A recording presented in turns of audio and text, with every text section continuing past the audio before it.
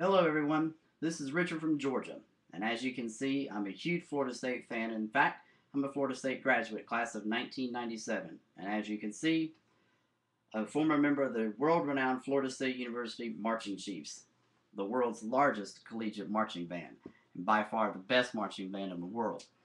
Um, anyway, what I was wanting to do tonight was actually kind of give a little bit of information and my own personal take on what's been going on recently in college athletics in terms of conference realignment and conference expansions, and also to kind of basically give some information, and then also ask some questions, and maybe see if there are any other of my Florida State alumni or Florida State fans, or and if there's anyone at the university that actually watches these things, that they'll actually kind of maybe answer me and maybe give me some information back. Because as an alum of Florida State University, I do support the university with buying season tickets to football and supporting the university's College of Music with the Marching Chiefs, and I support the university through the Alumni Association and things like that. So these are things that I hold very dear to my heart, and so I do want to kind of find out exactly what's going on, because I'll be the first one to admit that I am kind of concerned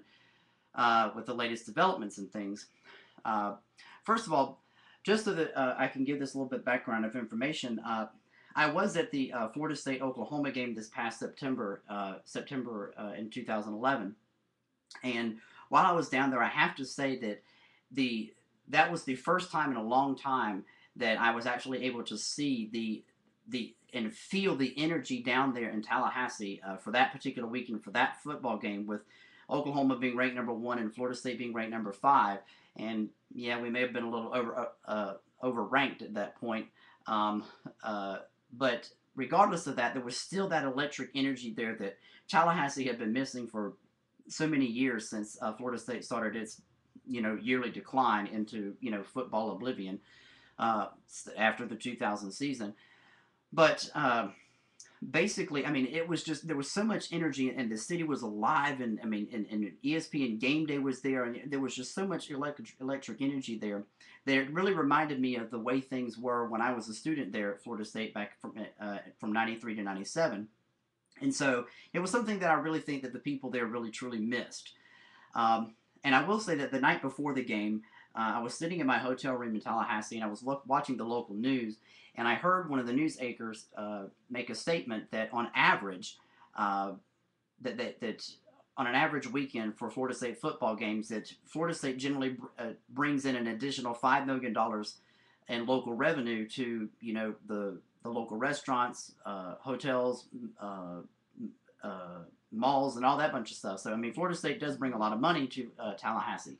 But this particular weekend, because Oklahoma was the game that was coming to town, was they were expecting anywhere between an additional $10 to $15 million to be pumped into the local economy in Tallahassee. So that was what the whole purpose of the little article or story was on the local television program that night, was all about how much money was going to be generated just alone that weekend, because Oklahoma was coming to Tallahassee to play FSU.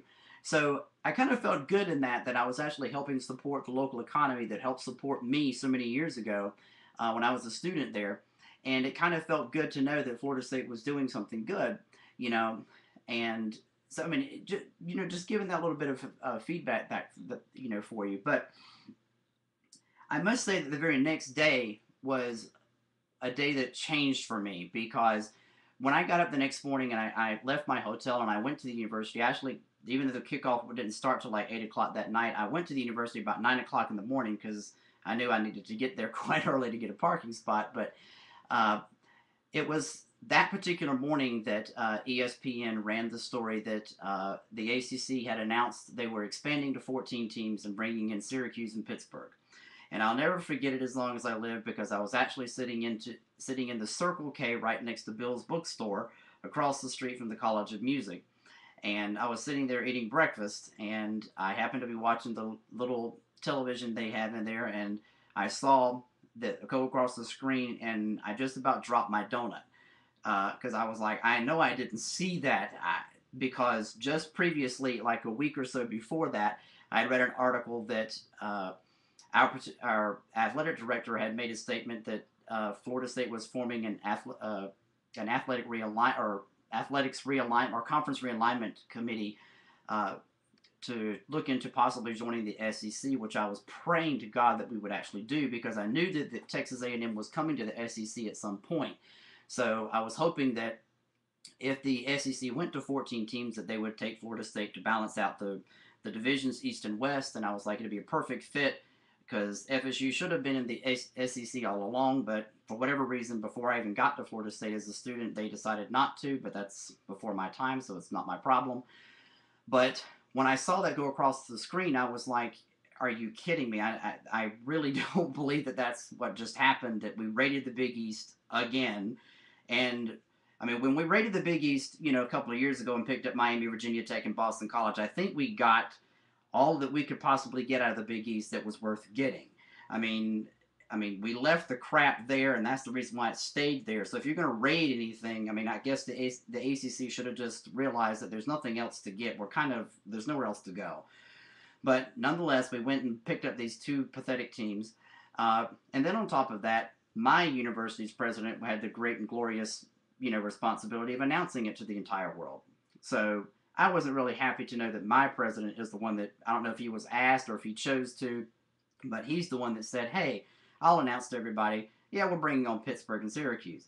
Well, I don't know very many FSU fans and alumni that were very happy with that, because everybody that's anybody knows that this whole, line of conference expansion was being brought about by football, not basketball, football.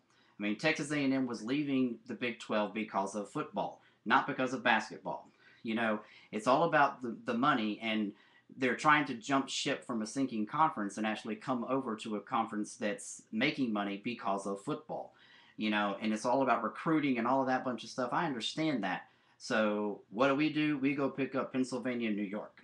I guess John Swafford really flunked geography when he was in high school because he was going in the wrong direction. But I digress. But anyway, looking at that, it was very disappointing. Thankfully I was able to get over it and, get into the spirit of the day and, be excited about being back home in Tallahassee for FSU football and cheering on my team. Unfortunately, we lost, but, still it was a hard-fought game. It was a good game.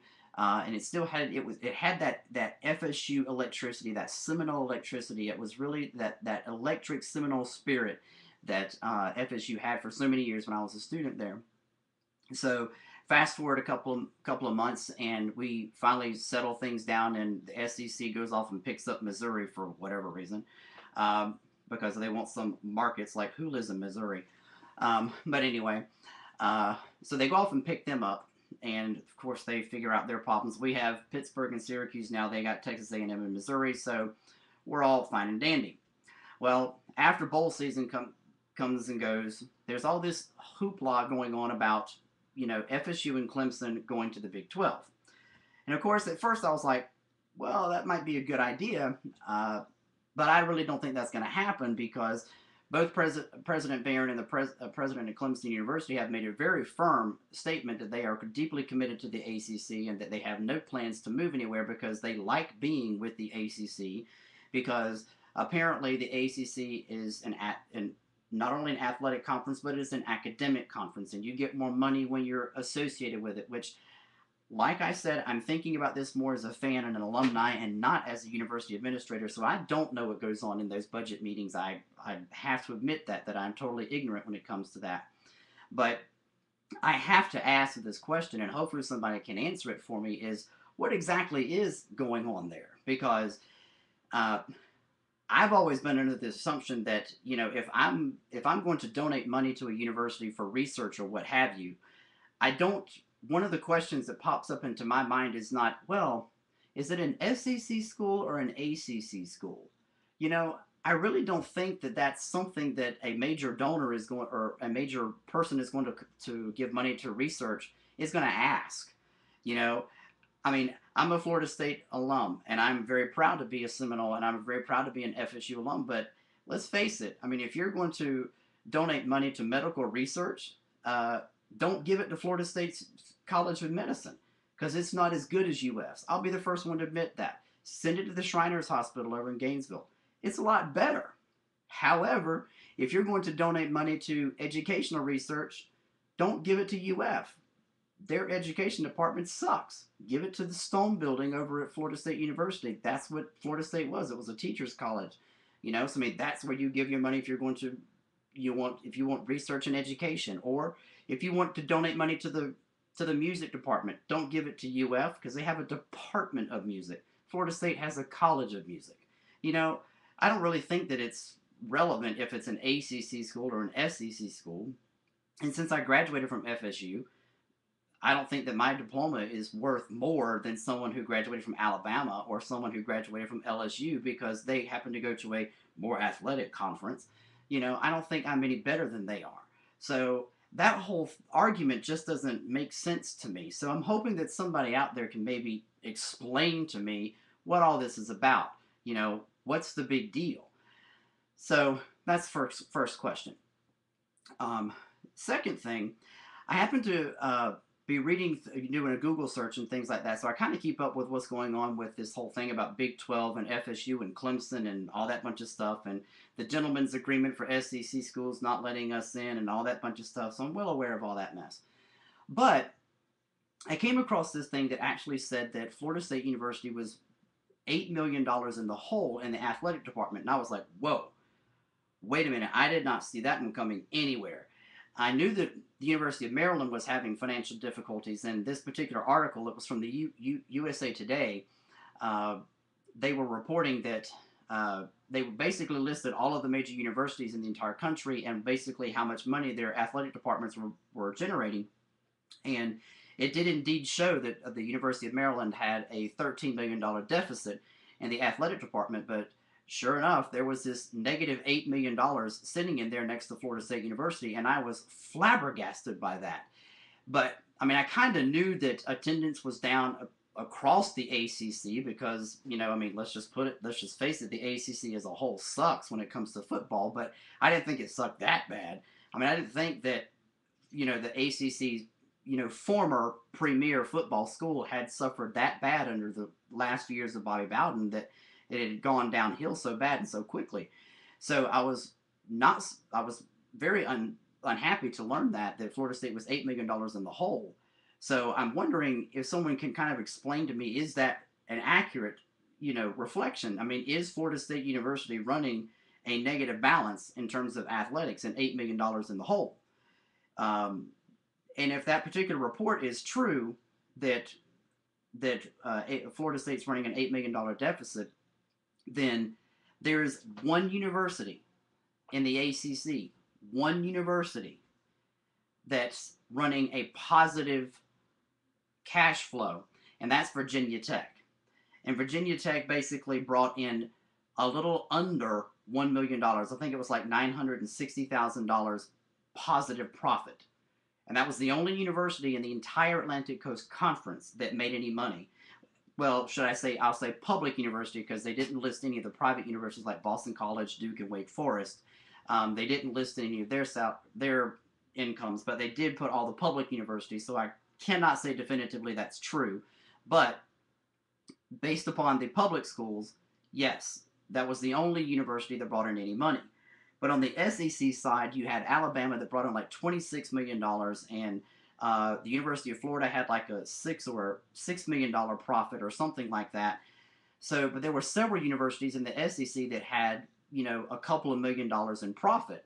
Now, there were some universities in the SEC that didn't make any money, like Mississippi and Mississippi State, I think, were two that didn't. And I think Tennessee is really having a hard time. I think they were like $9 million in the hole, if I'm not mistaken, or maybe it was 4. But regardless, still, there are some schools in the SEC that are making money that Florida State just isn't making anymore for whatever reason. So, that's question number 2. Basically, where is Florida State in this? Okay, are we really running an $8 million deficit? And if so, why?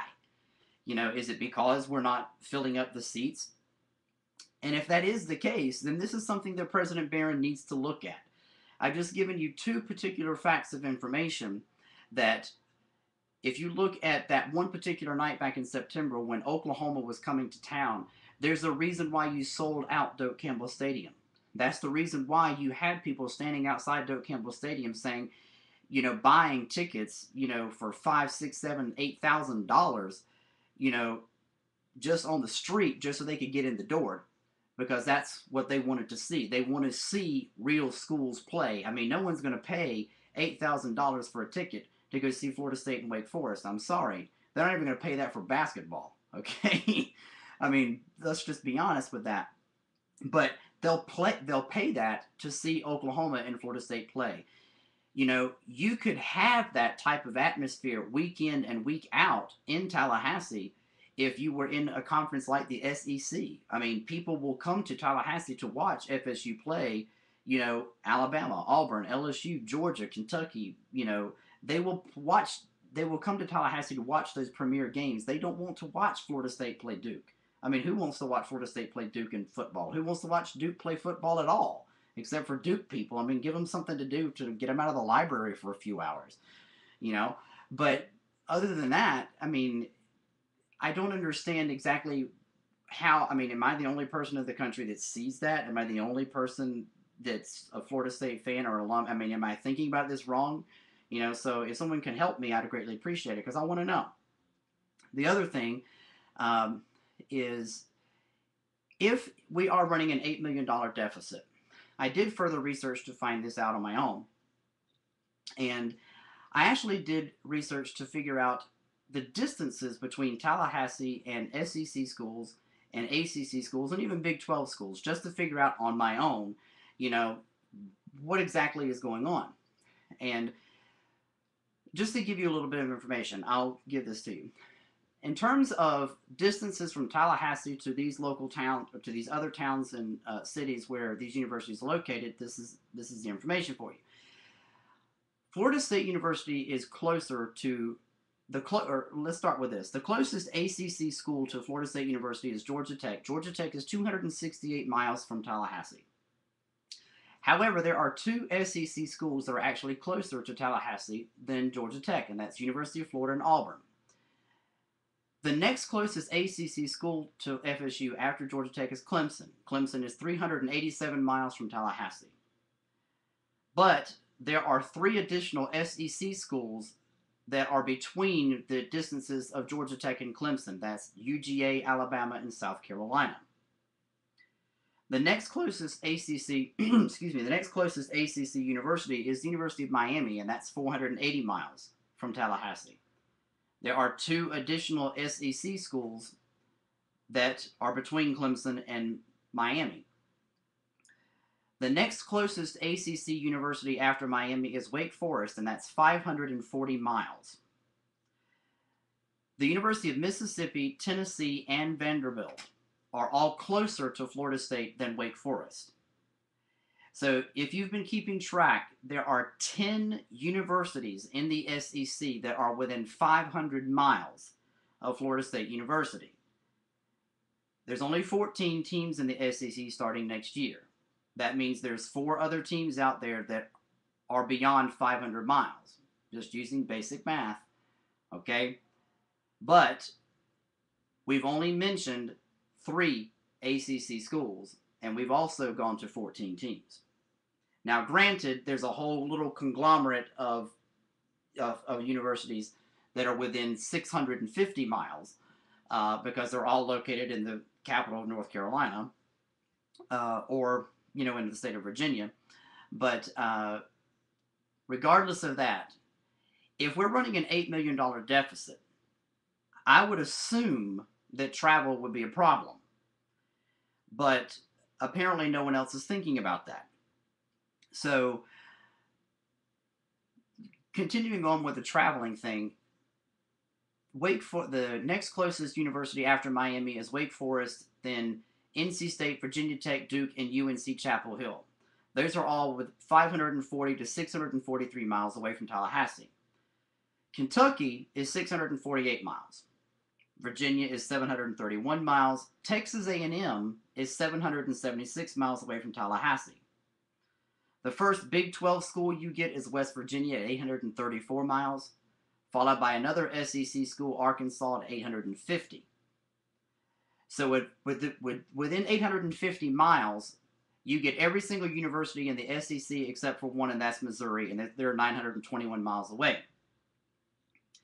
But within the Big 12, you have Baylor and University of Texas, and they are actually closer to Tallahassee than the University of Maryland and the University of Pittsburgh. Because Maryland is 883 miles and Pittsburgh is 906 miles away from Florida State University. If you think that's bad, Syracuse is 1,183 miles away from Tallahassee, and Boston College is 1,304 miles away from Florida State University. Again, my question is, if Florida State is truly running an $8 million budget deficit in terms of athletics, I have to imagine that travel has to be an issue for Florida State University, especially since Florida State fans are not going to travel 1,300 miles to go to Boston College. I mean, we just don't travel that. I mean, who cares about Boston College? They're not a football school. There's nothing exciting about Florida State playing Boston College. Yes, they've beaten us a couple of times, but it's just, there's just nothing fun there. There's nothing exciting about it. Okay, Boston College, Notre Dame, yes, two Catholic schools, they're duking it out. Yeah, there's huge alumni fan bases and everything, but Florida State, Boston College, who cares? But even more so than that, when we decided we were going to bring in Syracuse and Pittsburgh, I actually did think that there was going to be a serious conversation between, okay, now that we get rid of this Atlantic and Coastal Division crap that we have in the ACC, and by the way, Big Ten, that was a stupid thing y'all did with legions and leaders or whatever that y'all did. I mean, don't look to the ACC for leadership. We are leaderless, okay? We are not trendsetters, all right? Stick with what the SEC does. It works, okay? East, West, Big 12 had, North, South, it worked. Do not do what we do. Look how great and grand we are. No one goes to the ACC championship because no one wants to see Georgia Tech and Wake Forest play each other, okay, for a championship game. That's just stupid, all right? So don't look to us for leadership, all right? But anyway, off that soapbox. But anyway, when we got to that point, I really thought that there was going to be serious conversation about doing a North-South split, but that didn't happen. So they just decided to put Pittsburgh and Syracuse into the respective divisions that we have. And what happened?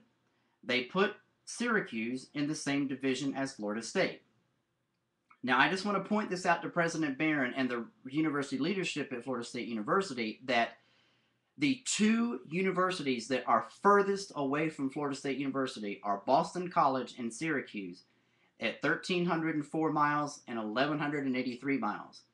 Those are the two farthest universities in terms of athletics alone. Now, thankfully, and I'm hoping to God that this stays that way, that we won't have to go to Syracuse and Boston College every year, because if we were, then I would say, hey, we just need to go ahead and leave now. But that means that every year we're going to be traveling at least 1,100 miles for a football game, because on the year that we have to travel to Boston College, the year we have to travel to Syracuse, it's 1,183 miles up there. So what? Boston College is home. Big whoopee-doo.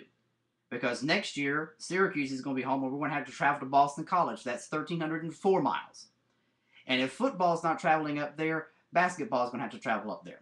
If basketball's not traveling up there, it might be baseball that has to travel up there. If it's not baseball, it might be lacrosse. Whatever. I mean, I don't even, whatever. I mean, there's going to be other sports that are going to have to travel to Boston or travel to Syracuse.